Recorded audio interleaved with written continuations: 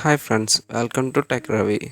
August 2 శుక్రవారం 2:30 గంటలకు India Sri Lanka మధ్య ఫస్ట్ వన్డే జరగబోతుంది. ఇది ప్రేమదాస్ స్టేడియం కొలంబోలో జరుగుతుంది.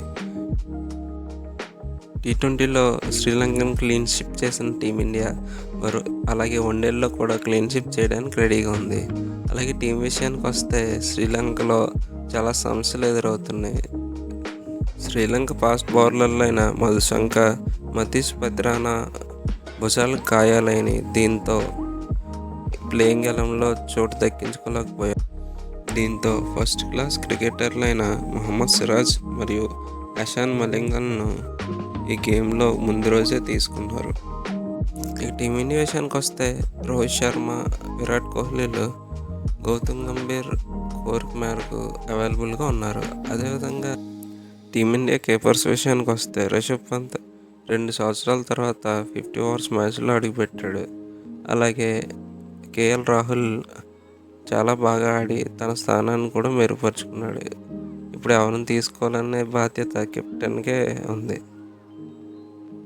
టీమిండియా ప్రాబబుల్ 11కి వస్తే రోహిత్ శర్మ, శుభ్మన్ గిల్, విరాట్ కోహ్లీ, శ్రేయస్ అయ్యర్, కేఎల్ రాహుల్ లేదా రిషబ్ పంత్, శివం దూబే కానీ, రియాన్ పరాగ్, అక్షర్ పటేల్, హర్షిత్ రాణా, కుల్దీప్ యాదవ్, మహమ్మద్ సిరాజ్, ఖలీల్ అహ్మద్ ఆర్ హర్షదీప్ సింగ్. శ్రీలంక టీం విషయానికి వస్తే పాతుమ్ నిషంక, అవిష్కా ఫెర్నాండో, కుశల్ మెండిస్, సదీర సమరవిక్రమ, చరిత్ అస్లంక, జనీత్ వనీంద అసరంగ, చమికా కరుణరత్నే, దినూత్, మహేష్ తీక్షణ, అషితా ఫెర్నాండో.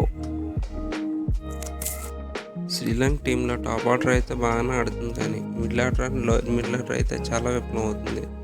దీని గురించి కూడా చాలా విమర్శలు వస్తున్నాయి. అలాగే సనత్ జయసూర్య మాట్లాడడానికి అయితే ఏమీ లేదని, ఇప్పుడైతే గెలిచి తీరాలి, అప్పుడే ఏదైనా చేయగలమని చెప్పాడు. ఈ వీడియో మీకు నచ్చిందనే నేను అనుకుంటున్నాను. వీలైతే లైక్ చేయండి, షేర్ చేయండి, సబ్స్క్రైబ్ మాత్రం చేయండి. నా వీడియోలో అయితే సబ్స్క్రైబ్ చేయని వారు ఎక్కువ చూస్తున్నారు.